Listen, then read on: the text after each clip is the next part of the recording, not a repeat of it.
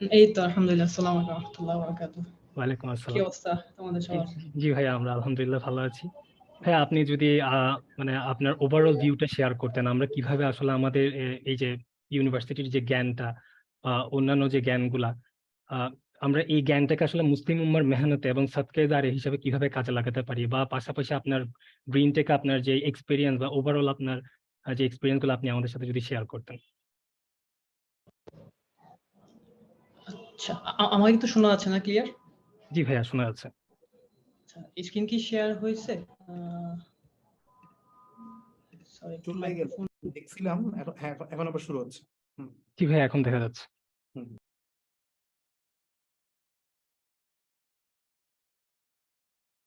জি ভাই, আপনার মাইকটা অন করেন কাইন্ডলি।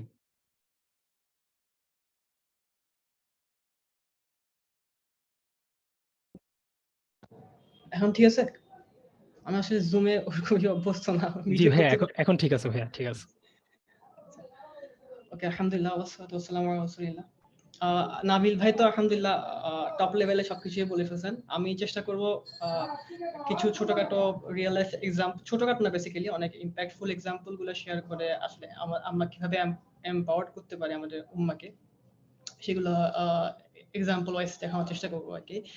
বেসিক্যালি শুরুতে আমি কিছু লাইভ প্রোডাক্ট শোকেস করতে চাচ্ছিলাম। শুরুতেই দেখতেছেন আপনারা সবাই রোহিঙ্গা কোরআন, এটা দিয়েই শুরু করতে চাচ্ছিলাম আসলে। বেসিক্যালি যেহেতু আমরা অলমোস্ট সবাই চিটাগাংয়ে থাকি, তো একটা তো এক্সপেরিয়েন্স আছে। রোহিঙ্গারা আসলে অনেক মজলুম।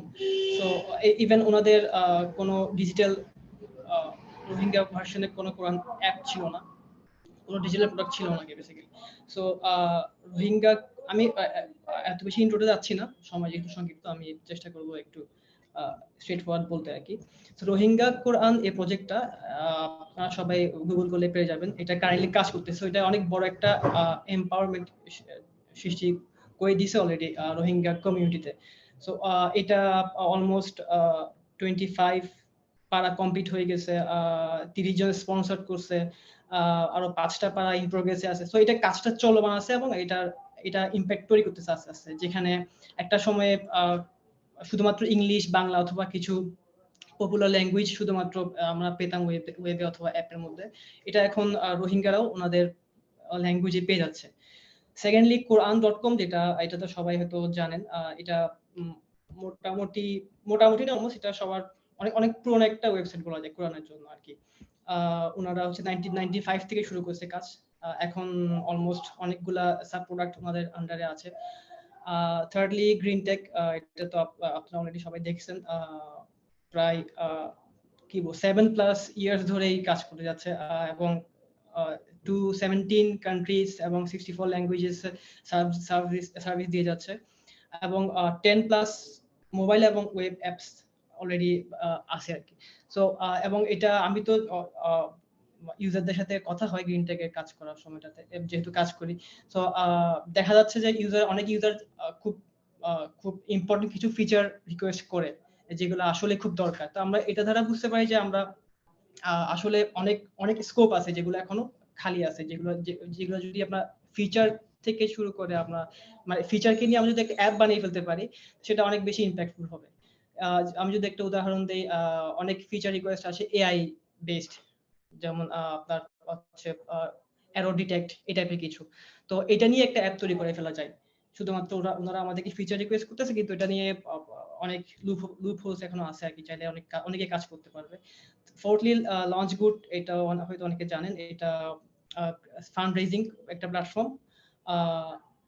এখন পর্যন্ত আমি যদি সংখ্যাটা বলি, $388,601,635 ফান্ড রেজড হয়েছে এই লঞ্চ গুডের মাধ্যমে, এবং পুরো ওয়ার্ল্ড ওয়াইড অনেকগুলা কি বলবো ক্যান্ডিডেট হচ্ছে এখনো পর্যন্ত they are getting helped through launch code. So then third till, এটা AI powered কোরআন অ্যাপ। এটা যারা হেফজ করতেছে, যারা হাফেজ, তাদের জন্য খুবই সহজ করে দিচ্ছে। ব্ল্যাঙ্ক হয়ে যায় স্ক্রিনটা, তো কেউ যদি রিড করে, রিসাইট শুরু করে, যদি ভুল হয় ডিটেক্ট করে একটা সাউন্ড দেয়।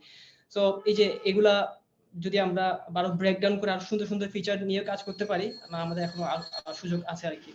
সো ওয়াহেদ হচ্ছে আপনার ফিনটেক একটা অ্যাপ। এরপর মুসলিম জবস, জাকাত ক্যালকুলেশন, এটা খুব রিসেন্টলি লঞ্চ হয়েছে। কেউ যদি জাকাত ক্যালকুলেট করতে চায় এখন ইজিলি জাকাত ক্যালকুলেশন লিংকে গেলেই ক্যালকুলেট করতে পারবে আর কি। এটা তো একটা ফরজ কাজ। সো অনেকেই তো সাধারণত মুফতিদের সাথে অথবা আলেমদের সাথে সুযোগ পায় না দেখা করার জন্য জাকাত হিসাবের জন্য আর কি। তো এখন ইজিলি চলে আসছে এটা, এখন আর কোনো সমস্যা নাই যে কেউ এটা বলতে পারবে না যে আমি মানে আলেমের সাথে দেখা করতে পারি নাই, আলেমরা খুব ব্যস্ত। আলেমরা এটা তৈরি করে দিয়েছেন বেসিক্যালি। এবার মুসলিম ডে অ্যাপস অনেকে হয়তো জানেন, এটা গ্লোবাল সাদাকা ফান্ড রেজিং প্ল্যাটফর্ম। এথিস, এটাও ক্রাউড সোর্সিং প্ল্যাটফর্ম। বিনিয়োগ, এটা ঢাকা বেসড একটা প্ল্যাটফর্ম। ওনারা হচ্ছে হালাল ইনভেস্টমেন্ট নিয়ে কাজ করে। সো আপনারা যদি কেউ ব্যবসা শুরু করতে চান, ইনভেস্টর হতে চান, বেসিক্যালি হালাল ইনভেস্ট করতে চান, অনেকে তো হালাল সুযোগ খুঁজে, তো চাইলে এখানে বিনিয়োগ.io তে গেলে পেয়ে যাচ্ছেন অনেকগুলো অপরচুনিটিস। দেন রুকিয়া সাপোর্ট, এটা হচ্ছে সরি রুকিয়া সাপোর্টের স্ক্রিনশটটা একটু ভুল আসছে।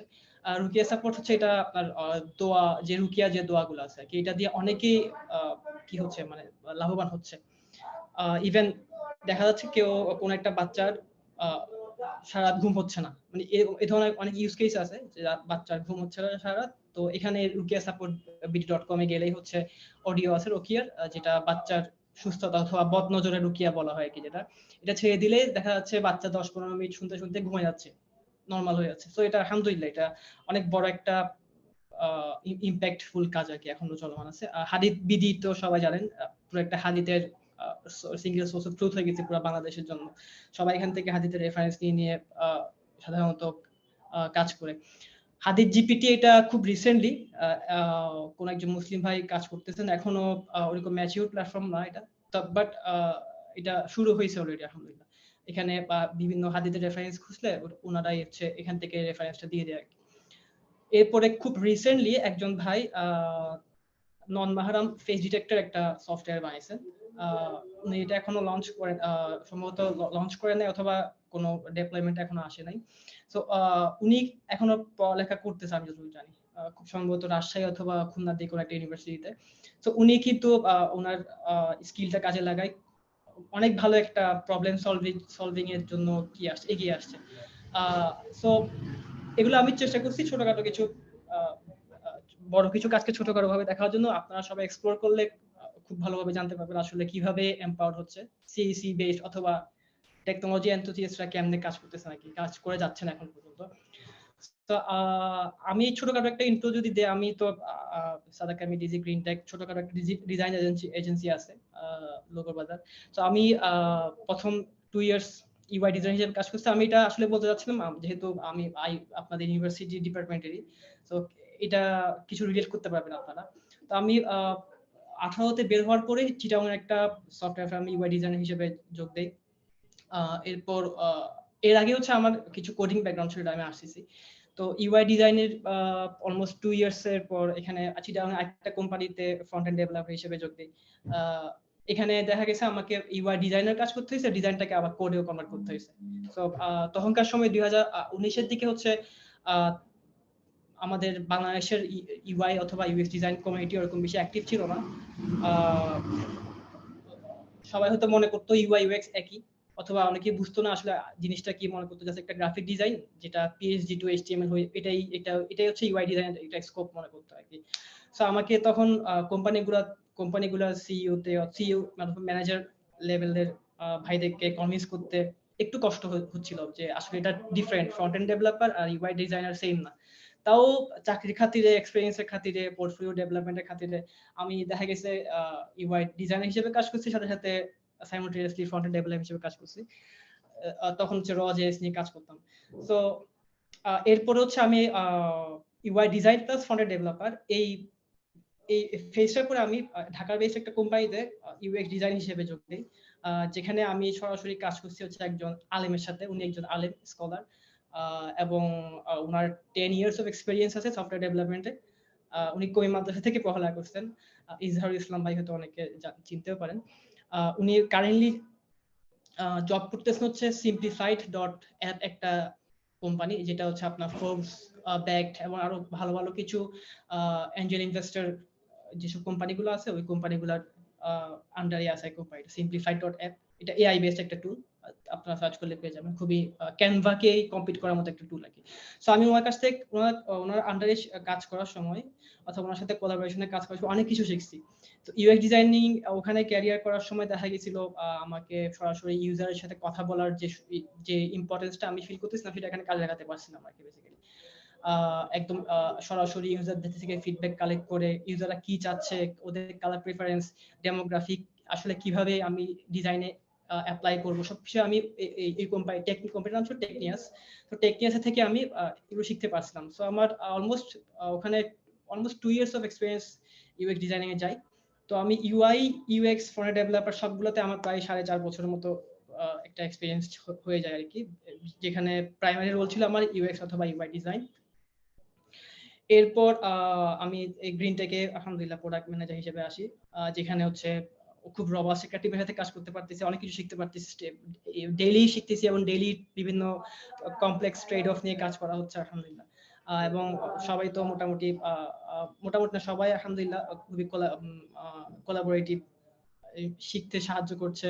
আবার হচ্ছে এখানে কোনো মাইক্রো ম্যানেজিং হচ্ছে না, আমি রিমোটলি কাজ করতেছি। তো এটা আমাকে হেল্প করতেছে। তো এরপরে সাদাকা মেডিজি নিয়ে যদি আমি বলতে চাই, এটা হয়তো আপনাদের হোস্ট বলছেন অলরেডি। সাদাকা মেডিজিটা বেসিক্যালি বাংলাদেশের শুরুতে আমি যখন 2020 লাস্টের দিকে বেসিক্যালি শুরু করছিলাম, তখন ওই সময়টাতে আমি ফিল করতেছিলাম আমার টেক স্কিল গুলো আসলে আমি কিভাবে কাজে লাগাতে পারি। আমি একটু কুইকলি যাব, এটা এখানে বেশি বড় করে বলার কিছু নাই। সো তখন আমি একটা ওয়েবসাইট বানাই যেখানে হচ্ছে বিভিন্ন ডোনেশন চ্যারিটি বেসড কিছু প্রজেক্ট গুলোকে আমি প্রমোট করব। নট দ্যাট আমি এখান থেকে কালেক্ট করব কোনো ডোনেশন অথবা এখানে কোনো পেমেন্ট গেটওয়ে থাকবে, আমার এখান থ্রু থেকে ডোনেশন যাবে, যেভাবে লঞ্চ গুড করতেছে। আমি জাস্ট একটা লাইট ওয়েট একটা প্ল্যাটফর্ম তৈরি করার চেষ্টা করলাম আর কি। সো শুরুটা ছিল বেসিক্যালি এটাই যে আমি আমার স্কিলকে দিনের জন্য অথবা উম্মার জন্য কেমনে কাজে লাগাতে পারি, সেটা ছোট একটা এরিয়া থেকে হতে পারে। তো প্রথমে সিলেটে যে বন্যা হয়েছিল গত বছরে, ওই সময়টাতে আমাদেরই ওখানে একজন রেফারার যিনি নুমান আহমেদ, উনি ওখানে ছোট্ট একটা মাদ্রাসা আলেম, দেখতেছেন আপনারা, উনি প্রথম পর্যায়ে এরকম কোনো স্টোর দিতে পারেন নাই।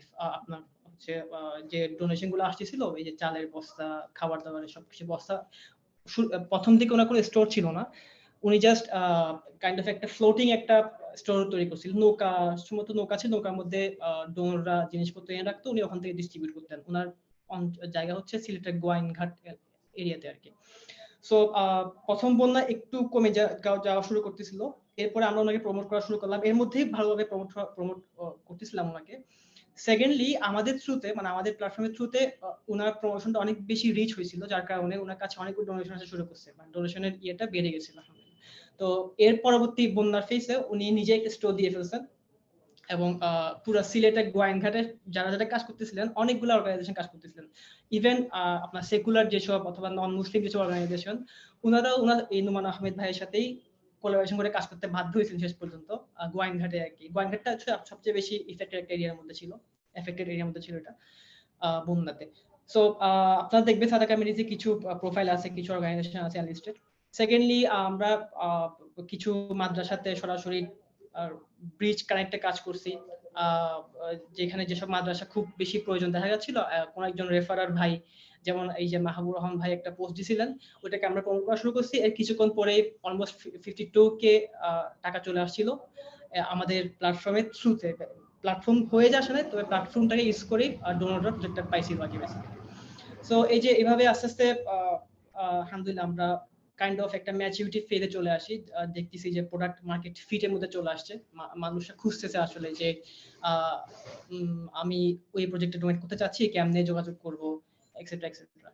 সো আমরা ডিসেবিলিটি নিয়ে কাজ করছি অফলাইন বেসড, আমরা চেষ্টা করতেছি আসলে অফলাইনে কিছু কাজ করার জন্য, যেটা আমরা সরাসরি প্রমোট করি না, কিন্তু মাঝে মধ্যে একটু ইয়ে খাতিরে আমাদের এক্সপোজারের খাতিরে প্রমোট করি আর কি। আমরা কয়েকজন ডিসেবল পারসনদেরকে কিছু টুল ডোনেট করছি, যেটা আমাদেরকে অন্য একজন ডোনর ডোনেট করছে আর কি, আমরা জাস্ট ব্রিজ হিসেবে কাজ করছিলাম।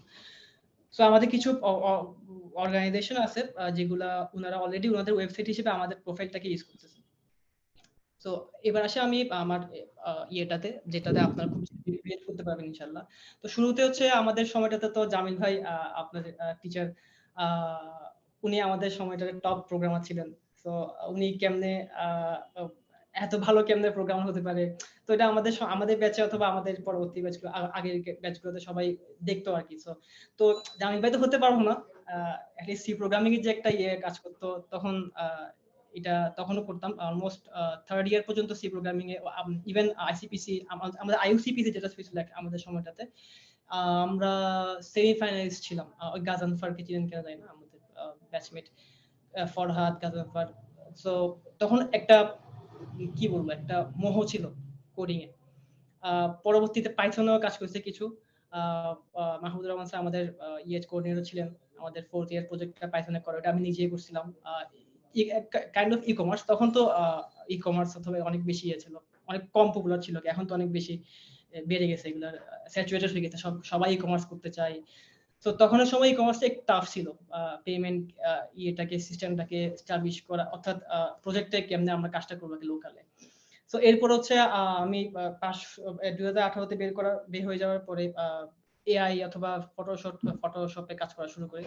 মানে জাস্ট একটু এক্সপ্লোর করতেছিলাম যে কেমনে এখানে একটু বেশি মানে কোডিংটা একটু কম ভালো লাগা শুরু করছে, পরে আবার ডিজাইনটা একটু বেশি ভালো লাগা শুরু করছে। 2 ইয়ার্স পাস্ট এআই পিএস এ কাজ করতে করতে। এরপর আবার হচ্ছে আমি একটা যেটা বললাম যে ইউআই এবং ফ্রন্ট এন্ড ডেভেলপমেন্টে কাজ করছি, সেখানে আবার আমাকে HTML CSS JS এর যে স্কিলগুলো ছিল, যেগুলো ভার্সিটিতে JS স্কিল ছিল না, ভার্সিটিতে পাইথন সি ছিল, পরে JS টা একটু কষ্ট হয়েছিল অ্যাডাপ্ট করতে, যেহেতু আমি আবার ডিজাইন থেকে আবার কোডিং এ আসছি। সো এখানে আবার HTML CSS JS এগুলা নিয়ে কাজ করতে হয়েছে। বাংলাদেশে কিছু ভালো ভালো কোম্পানির সাথে কোলাবরেট করার সুযোগ হয়েছে, যেমন বনফুল, কিশোয়ান, ফুলকলি, এইসব কিছু কোম্পানি আর কি, লোকাল কোম্পানি। এরপরে আমি আবার হচ্ছে অ্যাডোবি এক্সডি চলে আসি, অর্থাৎ ইউআই ডিজাইনে চলে আসি। তখনও কোডিং চলতেছিল, অর্থাৎ কন্টেন্ট ডেভেলপমেন্টের কাজ চলতেছিল। তো তখনও ফিগমা এরকম পপুলার হয় নাই, এক্সডি চলতেছিল আর কি।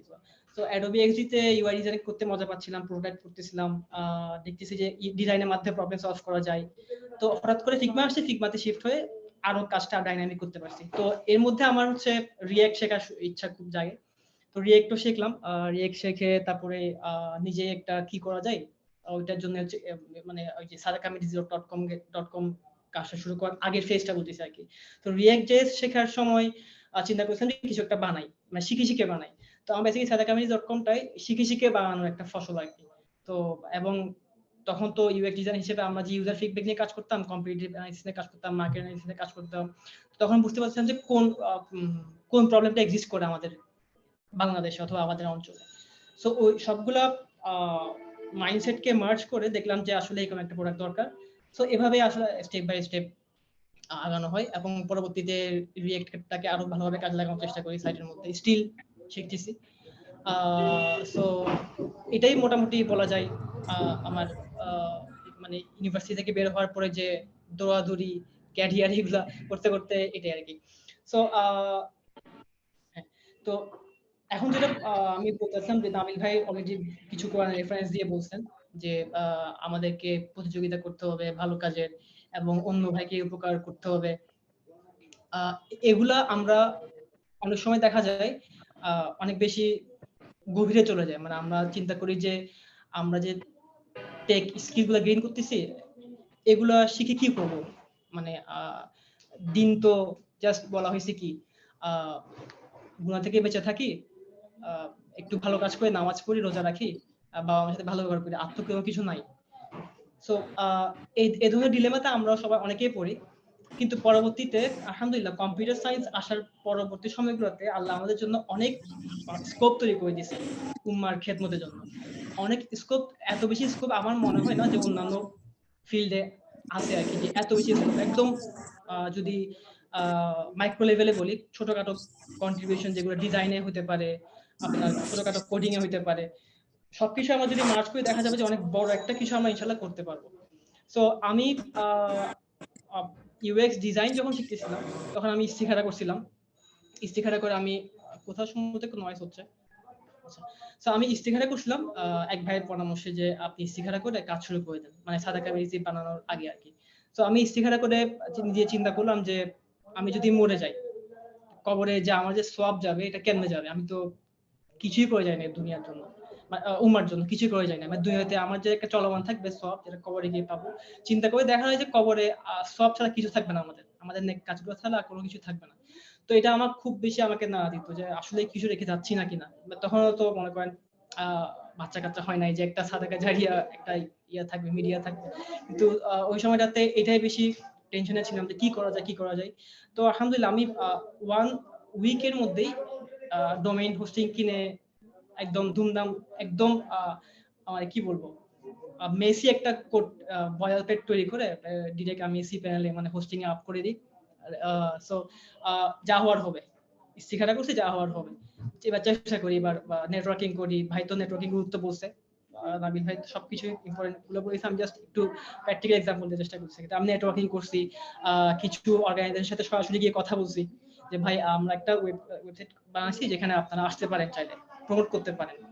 তো প্রথম থেকে সবাই সাড়া দেয় নাই, আস্তে আস্তে আমরা আরো পুশ করছি, নেটওয়ার্কটা আরো এনহ্যান্স করছি, ওনাদেরকে দেখাইছি যে এখানে আমাদের এই প্রবলেমটা আসলেই এক্সিস্ট করে, আসলে দরকার আপনাদের জন্য। সো আলহামদুলিল্লাহ আস্তে আস্তে কিছু ইম্প্যাক্টফুল অর্গানাইজেশন আমাদের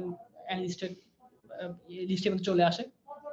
সাবা সানাবিল, যারা হচ্ছে সাবা সানাবিল যদি বলে একটা অর্গানাইজেশন, এটা বাংলাদেশে কিছুদিন আগে যে বান্দরবনে এক নন মুসলিম ভাইকে গুলি করে মেরে ফেলা হয়েছিল, ওনার নামে একটা মসজিদ করা হচ্ছিল, ওই মসজিদটা করার কারণে ওনাকে গুলি করে মেরে ফেলা হয়েছিল আর কি। সো ওই মসজিদটাই সাবা সানাবিল ফান্ডিং এর মাধ্যমে করতেছে আর কি। সো এই ধরনের কিছু ইম্প্যাক্টফুল অর্গানাইজেশন আমাদের এনলিস্টেড হওয়া শুরু হয় আর কি। তো আমি তখনও বুঝতেছিলাম না যে আসলে এটা এক্সিস্ট করবে কিনা। তো রমাদান এবং সিলেটের বন্যাতে আমরা বেশ ভালো একটা সাড়া পাই। সো এখন কিছু নন টেকি কথা, ছোটখাটো সময় আর 5 মিনিট আছে, একটু শেষ করে ফেলি। নন টেকি কথা বলতে যা বলেছিলাম যে টেকনিক্যাল স্কিলের সাথেও আমাদের কিছু নন টেকি স্কিল থাকা দরকার, যেগুলো হচ্ছে আমরা মার্চ করে কাজ করতে পারবো। নাহলে শুধুমাত্র বাসায় বসে ল্যাপটপের সামনে বসে থাকলে কিন্তু কাজ হবে না।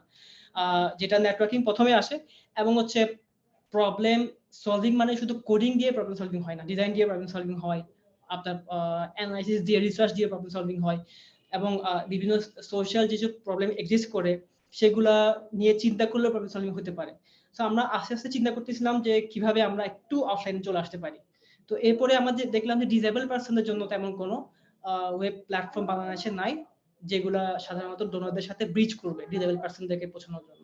সো আমরা ডিসেবল পার্সনদেরকে হেল্প করা শুরু করি আস্তে আস্তে। আলহামদুলিল্লাহ প্রায় তিনটা পয়েন্টে আমরা যাই। একটা হচ্ছে আপনার হুইল চেয়ার, একজনকে হুইল চেয়ার দেয়, একজনকে হচ্ছে একটা ডিসেবল মাদ্রাসা, ডিসেবল স্টুডেন্টদের একটা মাদ্রাসা আছে, ওই মাদ্রাসায় আমরা ফিল্টার পৌঁছাই দেই।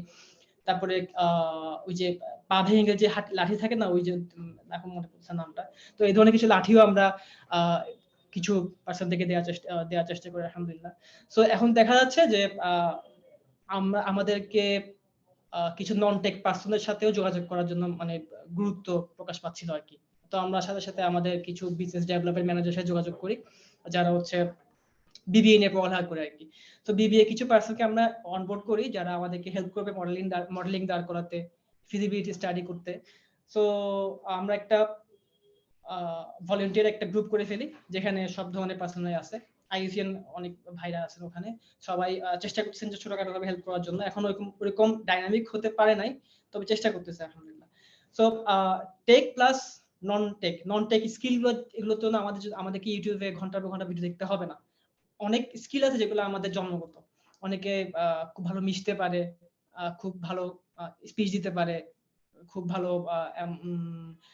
ভালো হতে পারে যে লিডারশিপ স্কিল, এই ধরনের স্কিলগুলা ইভেন আমরা চাইলেই একটু ইউটিলাইজ করে, একটু মশলা মাখে একটু ইউটিলাইজ করে চাইলে আমরা আমাদের টেকনিক্যাল স্কিলের সাথে যোগ করে কি করতে পারবো, আমরা ইম্প্যাক্টফুল কিছু করতে পারবো ইনশাআল্লাহ। সো শুরুতেই আমাদেরকে অ্যাপ বানাতে হবে না, শুরুতেই ওয়েবসাইট বানায় আমাদেরকে লাখ লাখ টাকা খরচ করে মার্কেট করতে হবে না, আমাদেরকে জাস্ট একটা প্রোডাক্ট বানাতে হবে। প্রোডাক্টটা কি, একটা ডিজাইন করে একটা প্রবলেম, যে প্রবলেমটাকে আপনি সলভ করতে চাচ্ছেন সেটার একটা সলিউশন দাঁড় করে একটা ছোটখাটো একটা স্কেচ একটা দাঁড় করানো। এরপর এটাই হচ্ছে স্টার্টিং, বেসিক্যালি এটাই হচ্ছে আমাদের ফান্ডামেন্টাল কাজ, যেটা থেকে আমরা ইনশাআল্লাহ শুরু করতে পারবো। এবং আমি শুরুতে যে ওয়েবসাইটগুলো দেখাইছি, যেসব প্রোডাক্ট দেখাইছি, সবগুলোই অলমোস্ট শুরু হয়েছে এভাবেই, স্কেচ থেকে শুরু হয়েছে। তো আপনারা এখন থেকে স্কেচ করতে পারবেন, উম্মা যদি কি করতে চান আমাদেরকে সাবমিট করতে পারবেন, মানে আমাদের সাথে শেয়ার করতে পারবেন। আমি তো আছি, ভাইও আছেন, শেয়ার করতে পারবেন আপনারা কোন প্রবলেমটা নিয়ে কাজ করতে চান, আলাপ করতে পারবেন, আস্তে আস্তে ডেভেলপ হবে, মানে আইডিয়েশনটা আস্তে আস্তে ডেভেলপ হবে। একটা সময় গিয়ে আপনি যখন দেখতেছেন যে আপনার কোডিং স্কিল আছে আলহামদুলিল্লাহ, আপনি আপনার ফ্রেন্ডরা মিলে একটা টিম করে কি করবেন, একটা ওয়েবসাইট বানাই ফেলবেন ছোটখাটো। তো ছোটখাটো ওয়েবসাইট বানাই সেটাকে আপনারা ইউনিভার্সিটির মধ্যে গ্রুপের মধ্যে মার্কেট করবেন, শেয়ার করবেন, যেভাবে ফেসবুক আসলে যেভাবে শুরু হয়েছিল আর কি। পুরো ইউনিভার্সিটিতে আপনারা একটা নেটওয়ার্কিং ক্রিয়েট করে সেখানে আপনারা সেটা কাজে লাগাবেন। মানে বসে থাকা যাবে না আর কি, মানে এটা উম্মার জন্য কাজ করতে হলে অনেক বেশি কি বলবো ডেডিকেটেড হতে হবে। যেটা হচ্ছে আপনি যে আজকে মারা যান, যাতে করে আজকে যে আপনার দাফন হয়ে যাবে না, দাফনেই মানে কবরেই যাতে আপনার যে আপনার এর আগের কাজের নিয়ত প্লাস কাজ যেগুলো করছেন সেগুলো সব বসতে থাকে। কারণ আল্লাহ তো বলছেন যে নিয়ত করলে আল্লাহ কবুল করে ফেলেন। আমরা গুনাহ নিয়ত করলে আল্লাহ সেটা লিখেন না। কিন্তু আমরা যদি কোনো একটা কিছু করতে চাই, যে নাবিল ভাই যেটা বলছেন যে 1 বছরের ভিশন থেকে ইয়ে করা, আপনি যদি আজকে 1 বছরের ভিশন থেকে বলে যে আমি একটা কিছু করতে চাচ্ছি, আল্লাহ কিন্তু এটা সব আপনাকে দিয়ে দিবে। এরপর আপনি যখন শুরু করবেন আলহামদুলিল্লাহ, মানে ইনশাআল্লাহ ওইটাই আপনার জন্য কি হবে, সাদাকা জারির একটা অংশ হয়ে যাবে ইনশাআল্লাহ। তো আপনি যা করবেন, যতটুকু করবেন, এখন মনে হচ্ছে সবটা খুব অল্প, কিন্তু কবরে গিয়ে যখন কবরের চাপ যখন আসবে, বিভিন্ন গুনার যখন আযাব আসবে, কবিরা গুনার আযাব আসবে, তখন কিন্তু একমাত্র আমাদের পার্টনার থাকবে কিন্তু আমাদের এই সাদাকা জারির কাজগুলো। আর আমরা যারা সিএসসি ট্রিপলি অথবা বিভিন্ন টেকনিক্যাল স্কিল নিয়ে স্কিল ওয়াইজ পড়ালেখা করতেছি, এই ধরনের ফিল্ডে কাজ করার চেষ্টা করতেছি, আমার জন্য তো এখন অনেক ভালো ভালো সুযোগ আছে। এখন এত বেশি সুযোগ আছে যে কি বলবো, আমাদের একটা মাথায় গুগল হয়ে গেছে, আমরা চাইলে কি করতে পারবো ইজিলি, কোন প্রবলেমটা আছে আসলে এক্সিস্ট করতেছে এবং কোন প্রবলেমের জন্য কি ধরনের সলিউশন দরকার, আমরা ইজিলি 1-2 দিনের সময় দিয়ে বের করে ফেলতে পারবো। সো ইনশাআল্লাহ বসে থাকা যাবে না। আমরা তো মনে করেন সবসময় কানেক্টেড থাকবো। আর আপনাদের যে জামিল ভাই আছেন, উনিও মাশাআল্লাহ চেষ্টা করতেছেন আপনাদেরকে নিয়ে কাজ করার জন্য। সো আমরা সবাই একসাথে কানেক্টেড থেকে কাজ করতে পারবো। ইভেন একটা চাইলে গ্রুপ করে আমরা চাইলে, আমি জাস্ট বলে ইচ্ছা কি ফিউচারিস্টিক কি হতে পারে, আমরা ওখানে বিভিন্ন আইডিয়া শেয়ার করতে পারবো, স্টেপ বাই স্টেপ আগাতে পারবো। এই আমি চেষ্টা করছি আসলে একটু অবসরভাবে দেওয়ার জন্য। আমি ওরকম বেশি স্কিল না প্রেজেন্টেশনে, কথা একটু তাড়াতাড়ি বলি। যদি কারো কোনো মানে গ্যাপ থেকে থাকে বোঝার ক্ষেত্রে মাফ করে দিবেন, আমাকে কোয়েশ্চেন করবেন, পরবর্তীতে আমি চেষ্টা করবো ইনশাআল্লাহ। So that's all from me. অসংখ্য ধন্যবাদ।